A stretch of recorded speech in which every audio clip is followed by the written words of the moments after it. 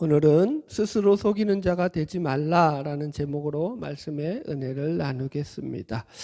오늘 본문의 내용은 교회에서 신자들이 행해야 하는 실천적인 행동에 대한 권면의 내용들입니다. 그래서 본문의 내용은 갈라디아서 우리가 6장에 들어와서 바울이 사람이 만일 무슨 범죄한 일이 드러나거든이라는 말씀으로 시작해서 교회 안에서 발생할 수 있는 잘못을 범하는 자들을 어떻게 교회가 치리할 것인가에 대한 권면의 말씀에서 지금 본문이 계속 이어지고 있는 그런 내용입니다. 그래서 이제 조금 더 구체적으로 들어가는 거죠. 첫 번째가 뭐냐면 스스로 속이는 자가 되지 말라라는 거예요. 3절 같이 읽어보겠습니다. 갈라디아서 6장 3절 읽읍시다. 시작. 만일 누가 아무것도 되지 못하고 된 줄로 생각하면 스스로 속임이라. 아멘. 여기서 먼저 이 말씀은 아무것도 되지 못하고 된 줄로 생각한다라는 말로 시작하고 있죠.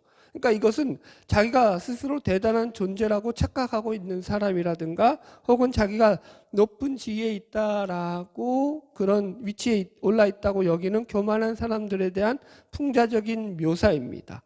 그래서 사실 이 말은 이 갈라디아 교회 안에 들어왔던 율법주의자들을 바울이 가리키고 있는 그런 말이기도 합니다. 그러니까 바울이 이렇게 말하는 이유는 그 당시에 갈라디아 지방의 교회 안에 들어와서 교회를 어지럽히고 이간질시켰던 율법주의자들이 자신들을 가리켜가지고 이들이 자신들만이 참된 진리를 선포하고 있다 이런 주장을 하고 있었기 때문이죠. 그래서 바울은 이런 거짓 교사들에 대한 경계와 경고에 대한 말씀으로서 자칭 참 선지자라고 주장하는 이런 자들이 정작 교회 안에서 발생하고 있는 이런 실제적인 문제들에 대해서는 외면하고 있음을 지적하고 있는 그런 말씀입니다. 이런 거죠. 지난주에도 제가 말씀에서 교회 안에 무슨 범죄한 일이 드러났을 때 바울은 신령한 너희가 온유한 심령으로 그러한 자들을 바로잡고 서로의 짐을 나눠지라라는 말씀을 나눴습니다. 그러니까 그래서 핵심이 뭐냐면 교회에서 우리가 무슨 의식을 가져야 된다. 두 가지 의식을 얘기했죠. 가족 의식, 그죠? 그 다음에 두 번째가 지체 의식. 그러니까 사랑과 결국은 사랑으로 가요. 기독교 신앙의 본질이, 그죠? 사랑을 가지고 서로를 대해야 된다라는 것으로 그 말씀을 나누면서 서로가 서로의 짐을 서로 도와주고 배려하면서 짊어질 수 있어야 된다라는 말씀을 나눴어요. 그런데 정작 이 율법주의자들은 교회 안에서 이렇게 사랑을 실천하는 실제적인 문제에 대해서는 외면하고 있으면서 자신들의 지위와 권위만을 내세우는 것에 대해서 지금 바울이 꼬집고 있는 말이 지금 이 본문의 말이에요. 그래서 여기서 보면은 이제 말씀에 좀 풀이를 하자면 스스로 속이다라고 할 때 이 속이다라는 말은 문자적으로 이 어원적인 뜻이 마음을 타락시키다라는 말이에요. 그래서 신약 성경에서 딱 한 번 등장하는 단어가 이 단어예요. 여기 성경을 보면은 여기 6장 7절에도 스스로 속이지 말라라는 말이 있죠. 이제 다음 주에 하겠지만 여기서 7절에서 스스로 속이지 말라라고 할 때 이 속이다라는 말은 보통 우리가 일반적으로 쓰는 속이는 거죠. 사기치는 거, 유혹하고 미혹하는 거. 그죠? 이런 말의 원어적인 의미예요. 그래서 이 속이다라는 말인데 지금 우리가 3절에서 나오는 이 속이다라는 말은 그런 일반적인 속임에 대한 말이 아니라 아주 특별한 말로서 마음을 타락시키는 그런 의미를 가진 말이 여기서 지금 쓰인 원어적인 의미예요. 그러니까 이게 무슨 말이냐면은 스스로 속인다라는 그 말이 스스로의 마음을 타락시킨다라는 거예요. 그러니까 스스로 자기 기만에 빠져가지고 자기 스스로에게 속아서 마음이 타락하여 교만에 빠진 자들이라는 거죠. 7절에서의 속이는 것은 이 유혹이고 미혹에 대해서 속임이에요. 지금 그런데 오늘 본절에서 속이는 것은 교만이에요. 영적 교만에 대한 속임이에요. 스스로 속아서 영적 교만에 빠지는 것을 가리키는 말이 이 본문의 이야기입니다. 보세요, 여러분. 교만한 자들은요, 자신에 대해서 스스로 선하다, 스스로 정의롭다라고 생각함으로써 본인 스스로의 마음을 타락시키고 있다라는 거죠. 그래서 이들은 자기 자신을 반성하고 자신을 돌아볼 그런 기회를 놓치고 마는 거죠. 그래서 사실은 이게 가장 큰 저주고 심판이죠. 어떻게 보면. 여러분, 지금 이런 말씀에 대한 이해를 가지고 본문의 내용과 연결해서 해석하자면 이런 내용이 되는 거예요. 이 당시 갈라디아 교회에 들어왔던 율법주의자들이죠. 이런 거짓 교사들은 교회 공동체 안에서조차도 힘들고 어려운 이웃들을 돌보면서 무거운 짐들을 함께 나누어 질 생각은 하지 않고 하나님의 사랑은 하나도 실천하지 않으면서 율법주의적인 법리에만 빠져서 누구 말이 옳네 틀네 우리가 높네 낮네 라는 것만 가지고 싸우고 있더라는 거예요. 그래서 자기 교만에 스스로 빠져 있다라고 지금 바울이 지적하는 거예요. 스스로 교만에 빠진 자들은요, 여러분 어리석은 삶인 거예요. 아무것도 아닌 거죠. 그래서 바울이 여기 3절에서 이 말씀을 다시 보면은 그 말씀의 전제가 어떻게 되냐면 만일 누가 아무것도 되지 못하고 된 줄로 생각하면입니다. 그죠? 그러니까 지금 바울은 이 생각이 누구의 생각이라는 거예요? 율법주의자들이 가지고 있는 생각, 율법주의자들이 가지고 있는 생각은 자기들이 아무것도 되지 못했으면서도 다 된 줄로 생각하고 있더라라는 거죠. 그러니까 저들은 자기들이 무슨 대단한 존재들이냐 우월감을 가지고서 살아가고 있더라는 거예요. 예수님은 이것을 가르쳐서 바리새인들을 가르쳐서 뭐라고 했죠? 자기를 의롭게 여기는 자들이라고 표현하시면서 책망하셨죠. 지금 그 얘기예요. 여러분 지금 갈라디아에서 핵심 주제는요, 내가 설교 때마다 한 번씩 다르지만 근거에 대한 싸움이라고 했죠. 무슨 근거? 구원의 근거, 신앙의 근거. 그것이 어디에 있다고요? 하나님께 있다고요. 우리에게 있지 않다고요. 그래서 그걸 다른 말로 믿음이라고 하고, 율법은 이 신앙의 근거, 구원의 근거가 자신들에게 있다라는 게 율법이라고 했어요. 그래서 율법을 쫓는 자들, 율법주의자들이라고 했어요. 그래서 보세요. 믿음이라는 것은 성령의 열매로 맺히게 되는 거죠. 그 결과가. 그죠? 믿음을 쫓아갔을 때. 성령과 동행함으로. 그러면 율법을 쫓아가게 되는 것은 뭐가 되냐면 육신의 일을 쫓아가게 되는 거예요. 왜 그러냐면 그 근거가 잘못됐기 때문이죠. 그 근거가 자기 의를 세우기 때문에 자기 의를 세우려고 쫓아가다 보니까 그것이 결국은 뭘로 가게 육신의 일을 쫓아가게 되더라라는 게 바울의 지적이었습니다. 그러니까 여러분 이게 참 어려워요. 이제 잘 따라오셔야 돼요. 여러분 율법은 그런데 왜 율법주의자들이 이렇게 큰 소리를 칠 수 있느냐 하면은 율법적인 행위들이라든가 모습들은 우리가 볼 때 눈에 명확하게 확 표시가 나고 잘 들어오기 때문인 거예요. 그래요 안 그래요? 예를 들어 볼까요? 안식일을 기억하여 거룩히 지켜라. 안식일은 지키나 안 지키나 확실하게 표가 나잖아요. 여러분 오늘날도 마찬가지잖아요. 주일 예배 지킨 거 안 지킨 거 표 나요 안 나요? 표 난다니까요. 이런 거. 그러니까 예를 들어서 내 부모를 공경하라, 살인하지 말아라, 간음하지 말아라. 이런 것들은 다 표가 난다고요. 그죠? 그래서 율법의 조항을 가지고 그것을 지키냐 그렇지 않느냐로 자신들의 신앙을 척도를 삼음으로 말미암아서 어떻게 하냐면 그것으로 자신들과 이방인들을 구별하여서 자신들은 하나님의 선민이요 하나님께 택함 받은 구원받은 백성이라고 하는 우월감에 빠지게 되더라는 거죠. 그게 그런데 망조였다고요. 여러분 잘 따라오셨어요? 여기서 뭐가 틀렸는지 구분이 가셔야 돼. 이게 틀린 게 잘 표가 안 난다니까요.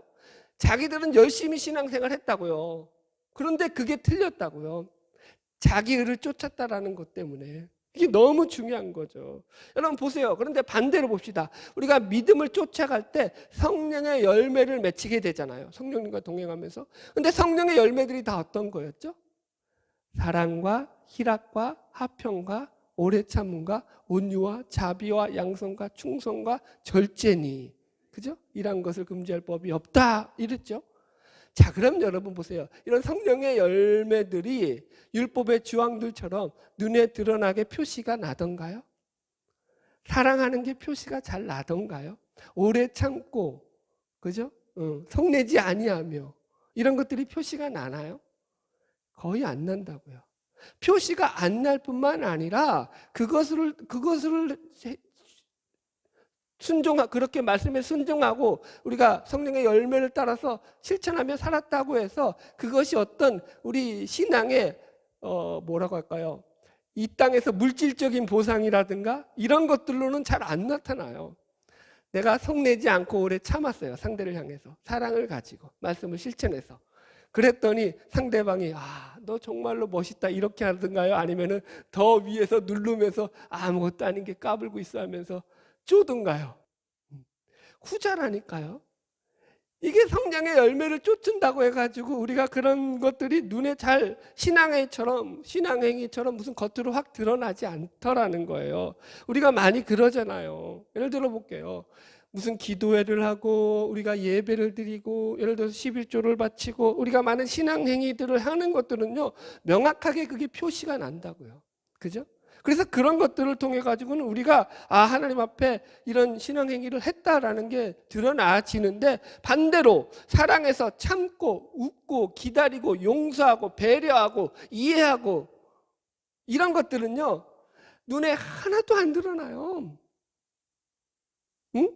상대방을 위해서 웃어주는 게 여러분 왜 웃는지 그게 안 드러난다니까요. 그래서 여러분 이게 무슨 신앙생활이냐라고 이런 것들에 대해서는 깊이 생각을 안 하고 신앙생활을 하는 분들이 의외로 많더라는 거예요. 이런 거예요. 주일 예배를 한번 빠지면 하나님 앞에 죄송한 마음이 들죠. 안 들면 그것도 문제인 거야. 들어야 돼. 당연히 들어야 돼요. 그런데 문제는 정작 상대에게 상처 주는 말을 하면서도 전혀 하나님을 의식하지 못하고 말하고 있다라는 거예요. 이게 지금 문제인 거예요. 여러분 이걸 오해하시면 안 됩니다. 제가 주일 예배가 중요하지 않다라고 하는 것이 아니라 아니에요. 예배만큼 중요한 게 없어요. 여러분 예배를 빠지면 죽는 줄 아세요? 하여튼간. 그런데 예배의 본질이 뭔지를 놓치지 말아라는 거예요. 삶이 예배라는 말을 하잖아요. 그죠? 왜 삶이 예배라고 하냐면은 이 예배라는 게 하나님께서 기뻐하시고 하나님께 영광 돌리는 인간이 행하는 행위 중에 가장 하나님을 높여드리는 행위가 바로 이 예배이기 때문인 거예요. 그죠? 어떻게 한다고요? 하나님을 영화롭게 하고 하나님께 영광 돌리며 하나님의 기뻐하시는 삶의 모습으로 자신의 삶을 드러내는 행위라고요. 예배 자체가. 그죠? 그런데 실제적으로는 여러분 하나님께 영광 돌리는 삶을 세상에 나가서 살지 못하고 내가 하나님 앞에 주일날 이렇게 와서 예배 드리는 것으로 나는 하나님 앞에 영광 돌리는 삶을 살았습니다라고 퉁칠 수 있는 문제가 아니더라는 거예요. 그래서 구약에서는요 이런 얘기를 하죠. 이사야가 지적하는 게 뭐예요? 너희들이 하나님 앞에 나와서 무수한 번제물을 드리는 것에 있어서 하나님 앞에서는 그것이 하나도 유익이 없다. 하나님은 기뻐하지 않으신다. 너희들이 성애와 더불어 악을 행하는 것을 내가 견디지 못하겠다라는 게 하나님의 말씀의 표현이죠. 성애, 예배와 더불어 악을 행하는데, 그러니까 하나님이 참 이게 내가 근심이 많다 너희들 때문에 내가 어떻게 해야 될 때 고민이 많다 그렇게 나오잖아요. 예배는 드리는데 삶은 안 변하고 있고. 예레미야는 뭐라고 했죠? 그래서 너희들이 이것이 여호와의 성전이라 여호와의 성전이라 여호와의 성전이라 하지 말라. 여호와의 성전이라 하는 거짓말을 믿지 말아라 라고 말하고 있다고요. 왜요? 하나님의 말씀대로 살지 않으면서 이런 것들이 여러분 아무리 내가 하나님의 성전이라고 말로만 고백한다고 해서 그것이 다 하나님 앞에서 이게 하나님이 기뻐 받으시는 것이 아니라는 거죠. 무익한 거짓말이라는 거예요. 여러분 이해하셨죠? 지금 무슨 얘기하는지. 그래서 지금 스스로 속인다는 것이 오늘 어버이 주일인데 좀 칭찬해 드려야 되는데 저도 죄송해요. 근데 여러분 어쩔 수 없어요. 그죠? 말씀을 깨닫지 못하고 내가 내 마음대로 살다가 하나님 앞에 섰을 때 하나님이 인정 안 해주시면 그때는 늦은 거예요. 그때는 늦으리. 그때는 답이 없는 거예요. 하나님 앞에 안 서실 거예요? 설 거잖아요, 다. 그거 확신하고 여기 나오시는 분들이잖아요. 하나님 앞에 서는 날을 생각해야죠. 그런데 교회에서 좋은 얘기만 잔뜩 듣다가 하나님 앞에 섰는데 내가 너를 알지 못한다 이러면 큰일 나는 문제 아니에요. 저는 그러면 답이 없는 거죠. 에스겔서에서는 그 피를 말씀을 전하는 파수꾼에게 찾는다고 했거든요. 네가 말을 전하지 않아가지고 그들이 듣지 않아서 그 악에서 돌이키지 않아서 벌을 받고 심판을 받아서 그가 죽게 되었을 때 내가 그 피를 그들에게서 찾는 게 아니라 말을 전하지 않은 너 파수꾼 너에게서 찾겠다. 그렇게 얘기했거든요. 저는 파수꾼이거든요. 여러분들도 파수꾼이잖아요. 그러니까 무서운 거예요, 여러분. 여러분 하나님의 말씀이 어려워요. 그래서 하나님의 말씀하시는 내용 그대로 이해하려고 그러니까 어려운 거예요. 내 식으로 해석하면 쉽죠, 여러분. 자, 그래서 스스로 속이지 말라라는 게 여기서는 무슨 얘기냐면은 정말로 하나님이 기뻐하시고 원하시는 것이 무엇인지에 대한 신앙의 본질을 외면한 채 마치 바리새인들처럼 자신들의 외식적인 것에 빠져서 자신들이 그것으로 신앙을 잘 지키고 있느냐 착각하며 살아가지 말라라는 거예요. 그래서 스스로 속이지 말라라는 거예요. 다른 말로 하면 영적 교만에 빠지지 말아라 이 얘기예요. 그래서 오늘 제목은 사실 이거예요. 영적 교만에 빠지지 말아라. 우리가 얻은 구원은 우리 힘으로 얻은 것이 아니라 전적인 하나님의 은혜로 얻은 것이다. 그래서 하나님이 100% 우리에게 부어주신 은혜지 내가 받은 구원에 있어서 내 공로는 0.00000000001도 없다라는 게 핵심이에요. 복음의 핵심. 그런데 구원받고 나면 전부 다 스스로 자기가 능력이 있고 자기가 받을 만하고 자기가 무슨 자격이 돼서 구원을 받은 것이냐 착각하며 예수를 믿고 있느냐라는 거예요. 그러지 말라라는 거예요. 제가 지난주에 에스겔서를 읽었어요. 에스겔서를 보면 25장부터 이제 하나님이 에스겔을 통해서 이스라엘에 대한 책망의 얘기를 쭉 하시다가 심판의 얘기를 쭉 하시다가 25장부터는 이제 이방 나라들에 대한 책망의 얘기를 쭉 하셔요. 이제 여러 나라가 나오죠. 에돔과 모압과 두로와 또 시돈과 애굽과 하여튼간 아모리와 여러 나라들이 나오는데 그 중에서 가장 대표적으로 두 나라가 아주 길게 책망을 받고 있어요. 3장, 4장. 다른 나라들은 한 문단 정도로만 그 책망이 끝나요. 그런데 두 나라만 아주 페이지를 몇 장을 넘겨서 성경 3장, 4장에 걸쳐서 책망의 말씀이 계속 심판의 내용이 계속 나와요. 그 나라들이 어느 나라냐면 딱 두 나라예요. 두로와 애굽. 두로와 애굽에 대해서 그렇게 책망을 오래 하신다고요. 이 두 나라의 특징이 뭐냐? 그러면 이 두 나라가 가지고 있는 특징이 뭐냐면 둘 다 그 역사적으로 번성하고 번영한 나라예요. 잘 사는 나라들. 두로는 이 지정학적으로 지중해 그 서해안 쪽에서 무역 거업을 하면서 나라가 부강해진 나라예요. 그래서 상인들이 많고 각종 귀한 보석과 보물들이 거기를 통해서 수입되고 수출되면서 나라가 부강해진 나라라고요. 그래서 두로 왕을 갖다가 책망하실 때 뭐라고 책망하고 있냐면 두로 왕아 너가 스스로를 자칭 왕 신이라고 칭하고 있다라고 하면서 책망한다고요. 애굽은 뭐 말할 것도 없죠. 그러니까 이 두 나라를 책망하는 근본 원인 내용이 뭐라고요? 교만이에요. 교만. 스스로 높아진 것들. 거기에 대해서 하나님은 다른 나라들은 한 몇 줄에 책망하고 끝나는데 이 나라에 대한 것은 3페이지 4페이지 넘어갈도록 계속 심판과 책망과 저주의 얘기를 하더라고요. 뭐 때문에? 교만 때문에. 그러니까 아주 큰 문제라고요, 여러분들. 보세요. 마귀가 왜 하나님을 대적하고 타락했죠? 타락의 이유도 마귀의 교만이라고요. 그런데 여러분 우리가 교만을 잘 배워야 돼요. 교만이라고 해서 잘 못 이해하는 분들이 너무 많아요. 교만을 여러분 자기가 교만한 것도 모르면서 교만하지 않다고 생각하면서 살아가는 분들이 의외로 너무 많더라니까요. 그래서 교만이 뭔지를 잘 배우시기를 주의 이름으로 축복합니다. 여러분 마귀가 왜 하나님을 대적했죠? 자 읽어드릴게요. 이사야서 14장 12절로 14절 너 아침의 아들 계명성이여 어찌 그리 하늘에서 떨어졌으며 너 열국을 엎은 자여 어찌 그리 땅에 찍혔는고 내가 내 마음에 이르기를 내가 하늘에 올라 하나님의 뭇별 위에 내 자리를 높이리라 내가 북극 지폐의 산 위에 앉으리라 가장 높은 구름에 올라 지극히 높은 이와 같아지리라 이렇게 했다고요. 교만이 뭐라고요? 자기가 하나님이 되는 거라고요. 제가 하나님처럼 높아지는 거예요. 스스로가 높아지는 거예요. 스스로가 이게 뭐요? 막히는 게 없는 거예요. 그래서 이걸 스스로 속이는 자라고 지금 성경에서 얘기하는 거예요. 교만을 잘 경계하며 살아가기를 주의 이름으로 축원합니다. 할렐루야. 여러분 교만은 약도 없어요. 하나님이 못 고치시는 병이 있죠. 마귀가 여러분 교만해서 타락했잖아요. 그러니까 교만은 약이 없는 거예요. 여러분 조심하셔야 돼요. 교만에 빠지지 않기 위해서 어떻게 해야 되느냐? 오늘 본문은 그래서 두 가지로 얘기하고 있죠. 첫 번째가 뭐냐면 각각 자기를 살피라라는 거예요.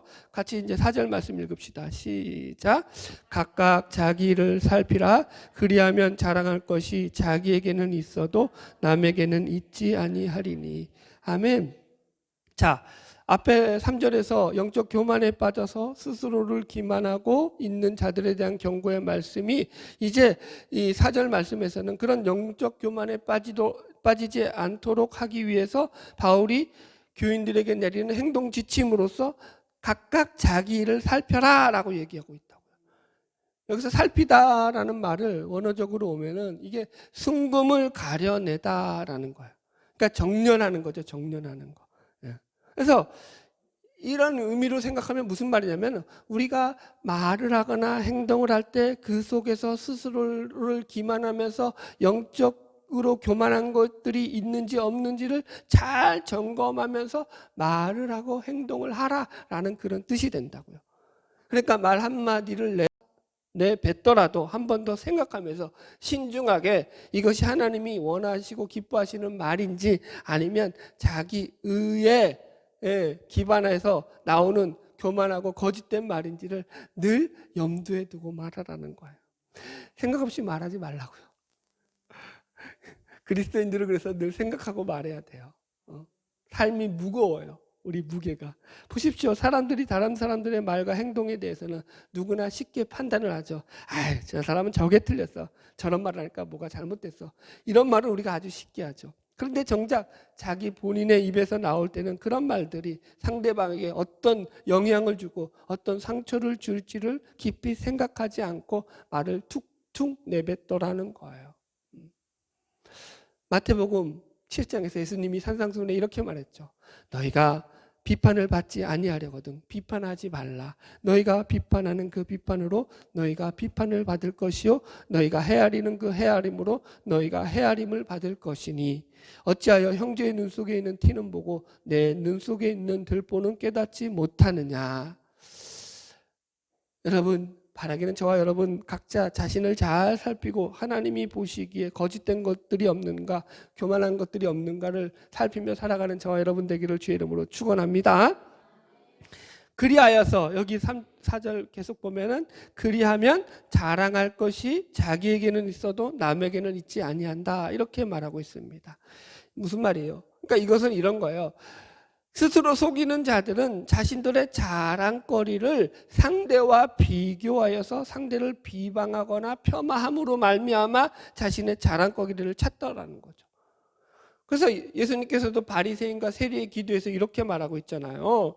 바리새인들이 하나님께 감사하는 기도의 내용이 뭐냐라고 하면은 자기가 저 죄인들이나 세리와 같지 않다라는 것이었잖아요. 누가복음 8장 11절 하나님이여 나는 다른 사람들 곧 토색 불의 간음을 하는 자들과 같지 아니하고 이 세리와도 같지 아니함을 감사하나이다.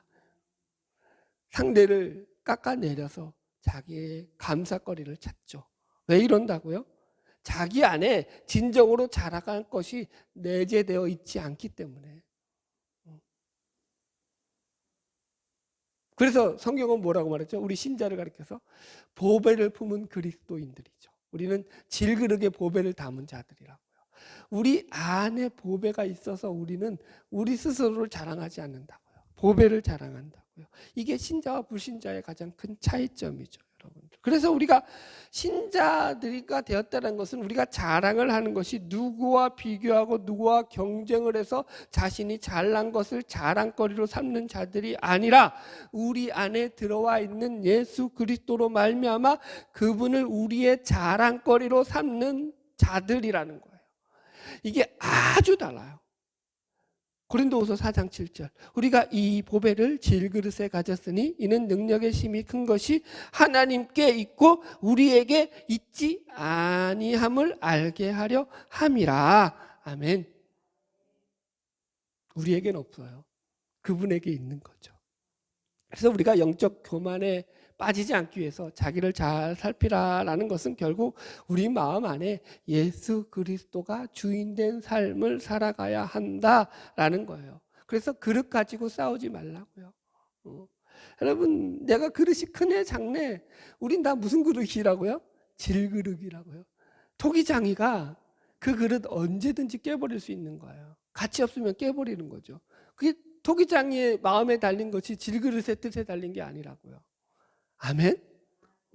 그러므로 여러분들, 우리는 우리 안에 담겨 있는 보배이신 예수 그리스도로 자랑을 삼는 자들인 것을 기억하시기 바랍니다. 그렇다고 이게 또 나는 보배가 있고 너희는 보배가 없다, 이렇게는 가지 마세요. 신앙이 그래서 어려운 거예요. 여러분, 잘 하셔야 돼요. 잘 배우셔야 돼요. 여러분, 우리는 우리 속에서 아주 교만한 자들이 돼서 우리의 죄성 자체가 교만이라니까요. 그래서 자기를 드러내고자 하는 욕망 덩어리들이 우리 안에 가득 차 있는 존재라니까요. 그래서 하나님의 말씀에 내가 귀를 기울이지 않으면 언제든지 툭 하고 우리 안에서는 자기 의를 내세우는 그런 죄된 그런 말들이 툭툭 나온다니까요. 보배를 자랑하고 자기를 자랑하지 말라 했더니 또 그거 가지고 너와 나는 다르다로 가지 말라니까요. 여러분, 예수 그리스도로 말미암아 더욱 빛나는 저와 여러분 되기를 주의 이름으로 축복합니다. 할렐루야. 마지막 세 번째는 그래서 각각 자기의 짐을 지라는 거예요. 5절 읽읍시다. 시작. 각각 자기의 짐을 질 것이라. 아멘. 그래서 영적 교만에 빠지지 않기 위해서 각각 자기의 짐을 지라는 거죠. 이 말씀도 참 재미있는 것이 2절에서는 서로 짐을 나눠지라는 거였잖아요. 그죠? 그 짐이 왜 나눠지자고 하면은 짐 자체가 거기서는 무거운 짐이에요. 혼자 못 드는 짐이에요. 근데 여기서의 짐은 그 짐이 아니에요. 그래서 원어가 틀려요. 거기서의 짐은 이게 무거운 짐이에요. 혼자 못 드는. 그래서 같이 지어져야 되는 짐인데 본문에서의 짐은 어떤 짐이냐면은 이게 헬라어 프로티온이라고 해서 군인들이 행군할 때 짊어지고 가는 행장이에요. 짐이에요. 그러니까 각각 본인에게 개인에게 맡겨진 그런 짐을 지고 가는 걸 말하는 거예요. 각자의 몫으로서 맡겨진 짐을 지고 가라는 거예요. 그래서 그럴 때 영적 교만에 빠지지 않고 신앙에서 승리할 수 있다라는 거예요. 자, 이렇게 설명을 해볼게요. 여러분, 우리가 그러니까 이게 서로 짐을 진다는 것과 각각의 짐을 진다는 게 서로 겉으로 보면 충돌하는 것 같은데 이런 식으로 이해하면 같은 내용을 지금 바울이 설명하는 거예요. 우리가 짐이요, 여러분, 혼자 지고 가기에 무거운 짐들이 있죠. 그 짐들은 같이 지고 가요. 예를 들어서 교회 안에서도 함께 지고 가야 될 공동의 짐들이 있죠. 예를 들어서 교회 안에서 선교라든가 봉사라든가 전도라든가 뭐 이런 모든 구제라든가 이런 일들은 혼자 못 지죠. 교제라든가 같이 짊어지고 가죠. 그죠? 그래요, 안 그래요? 교육을 혼자 해요? 안 되죠. 같이 하는 거예요. 그죠? 그래서 그 안에 예를 들어 선교 부장이 있으면 선교 회원들도 있는 거고요. 또 봉사부 부장이 있으면 봉사부 회원이 있고 여성교회 회장이 있으면 부원도 있는 거예요. 그래서 같이 짊어지고 간다고요. 그러나 그 속에서도 또 각각 그 자기가 맡은 직분은 또 그 직분대로 각각 그 같이 짊어지는 가운데서도 혼자 짐을 진다고요. 그죠? 선교부 부장을 맡았다면 그 부장은 부장의 짐이 있는 거예요. 부장이 짊어져야 될지. 선교부 부장이 봉사부에 가가지고 봉사부 부장이 하는 걸 하면서 너 내 말 따라라 이러면 돼요, 안 돼요? 그러지 말라고요. 각각의 영역이 나눠져 있다고요. 자기가 맡은 짐을 잘 지라는 거예요. 예를 들어가지고 저는 목사로서 제가 맡은 짐은 하나님의 말씀을 여러분들에게 강론하여서 그 말씀을 풀어주는 역할을 제가 감당하고 있죠. 말씀을 여러분들에게 해석해 드리고 있습니다. 저는 이게 목사가 맡은 가장 크고 중요한 역할이다라고 생각합니다. 그래서 저는 제 나름대로 최선을 다해서 말씀을 준비하고 이렇게 강단에 서서 여러분들에게 말씀을 전하고 있습니다. 여러분, 그렇다고 해서 목사가 교회 모든 것을 다 맡고 있지는 않습니다. 그렇게 생각하시면 안 돼요. 물론 교리와 장정에서는 법적으로 어쨌든 교회의 총책임자가 있어야 되니까 행정적인 책임자로서 이 목사가 서 있지만, 그렇다고 해서 교회의 모든 일을 목사 혼자가 다 하진 않는다고요. 각각 달란트와 맡은 그 은사에 따라서 역할이 분배돼서 그 일들을 가장 잘 감당하고 있는 것이 바로 건강한 교회의 모습인 줄로 믿습니다. 할렐루야. 이렇게 서로에게 격려가 되고 짐이 되어서 이제 나눠질 때, 그럴 때 교회가 건강하게 자라나게 되는 거죠. 그러면서 각각의 짐을 지는 내용이 있다라는 것이 지금 그 내용인 거예요. 자, 보세요. 근데 각각의 짐을 질 때 이게 왜 영적 교만에 빠지지 않는 그런 좋은 비결이 되냐면은, 이 각각의 짐이라는 것은 예수님의 식으로 말하자면 자기 십자가를 지고 나를 쫓는다라는 것과 비슷하잖아요. 그건 여러분 충성과 순종만으로만 따라갈 수 있는 길이에요. 그렇죠? 이 길은 어떻게 간다고요? 충성하고 순종함으로 가는 길이라고요. 자기 짐을 질 때 여러분 보세요. 우리가 지난주에 됐잖아요. 상대방이 싫은 말을 할 때 그거 참아주는 것도 쉽지 않잖아요. 이런 것들이라니까. 자기 집이에요. 그런 거 잘 참으시라고. 눈에 안 보이. 오늘 보세요. 성령의 열매들 눈에 안 보인다고 했잖아요. 눈에 안 보이는 영역 속에서 각각의 짐을 짊어지고 견디고 나가야 되는 부분들이라고요. 잘 이기시라고요. 그럴 때 여러분 그것을 통해 가지고 성실과 충성으로 순종으로 그런 짐을 짊어지고 나갈 때 여러분 보세요. 충성하는데 순종하는데 다른 거 돌아볼 여력이 있을까요? 없을까요? 없어요. 사실은 그래요. 충성하면 다른 데 눈길이 안 간다니까요. 영적 교만에 빠질 시간이 없어요. 다윗이 언제 죄를 졌다고? 시간 많을 때. 시간 여유로울 때. 밧세바 쳐다보고 늦잠 실컷 자고 오후에 일어나가지고 한가하게 성전 꼭대기를 거닐다가 밧세바가 목욕하는 걸 보고 죄를 범했다고요. 충성할 때는 죄에 빠질 시간이 없는 거예요. 그래서 각각 자기 짐을 열심히 지라는 거죠. 할렐루야. 말씀의 결론입니다. 오늘 우리는 스스로 속이지 말라라는 제목으로 말씀의 은혜를 나누었습니다. 신자로서 신앙에서 가장 경계하고 조심해야 될 부분이 바로 자기를 스스로 속이는 것, 영적 교만에 빠지는 것이다 라고 제가 말씀을 드렸습니다. 영적 교만에 빠지면 약도 없다고 했습니다. 절대 빠지면 안 돼요. 그래서 스스로를 늘 그렇지 않기 위해서 체크하셔야 돼요. 살피셔야 돼요. 내가 한 말이 이게 틀린 말이다 라고 하면은 바로 정정하세요. 그게 우리 신자들의 자세예요. 우리는 얼마든지 실수할 수 있어요. 말을 틀릴 수 있죠. 왜 안 그러겠어요? 말에 실수가 없으면 그거는 이 세상 사람이 아니죠. 저 세상 사람이죠. 늘 실수한단 말이에요. 우리는 살아가면서. 그러나 실수했을 때 그냥 내가 잘못했다 알면은 정정하세요. 바꾸세요. 아, 제가 잘못했습니다. 사과하세요. 그리고 돌이키세요. 그게 진짜 신자된 모습이고 하나님이 기뻐하시는 모습인 거예요. 할렐루야. 그리고 마지막으로 이 자기의 짐을 각각 자기의 짐을 잘 지라는 거예요.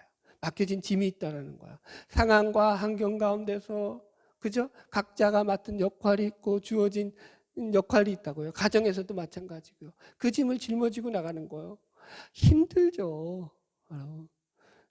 나는 왜 자기 짐을 갖다가 예수님은 십자가라고 얘기하잖아요. 왜 십자가라고 말씀하시냐고요. 그게 십자가는 죽어야지만 죽기 위해서 지는 짐이잖아요. 그죠? 그래서 완성되는 거잖아요. 그러니까 죽는 건데 우리 본성적으로 그게 좋겠냐고요. 내가 죽어야지만 그게 상대가 살아나는 건데 기독교의 본질은 예수 생명으로 살아나는 거예요. 예수 생명으로 살아나기 위해서는 하늘의 밀이 땅에 떨어져 죽어야지만 살아난다고요. 내 의가 시퍼렇게 살아있으면서 내가 예수 생명으로 죽었다 백날 떠들어봐야 소용이 없다고요. 여러분, 그래서 늘 우리는 매일마다 죽는 연습을 하며 살아가는 자들이라고요. 왜? 영원한 생명을 얻기 위해서. 그래서 오늘 말씀의 정리가 그렇습니다. 우리가 각자에게 주어진 하나님의 맡기신 이런 우리의 책임들, 삶의 무게들을, 짐들을 잘 짊어지고 충성하며 순종하며 열심으로 성실하게 살아갈 때 그 믿음 가운데 겉으로는 그것이 눈에 드러나지 않고 세상 사람들에게 야 너희들 멋있다 이런 게 보이지 않는다고요. 그럴지라도 하나님이 기뻐하신다고요. 하나님이 보신다고요. 그러면 됐죠. 만족이 되셔야 되는데 위로가 되셔야 되는데 근데 실제적으로는 저도 알아요. 여러분들 마음속에 그렇게 큰 위로가 하나님이 보셔서 하나님이 나의 위로고 하나님이 나의 만족이야 라고 생각하면서도 현실 속에서는 늘 여전히 완전한 만족이 없고 완전한 그 평안이 없다라는 걸 제가 알아요. 그러나 여러분 그게 진짜예요. 우리는 영생으로 가는 자들이기 때문에 잘 이겨내셔야 돼요. 바라기는 날마다 하나님의 빛된 자녀로서 증인된 삶을 살아가는 저와 여러분 되기를 주의 이름으로 축복합니다. 기도하겠습니다.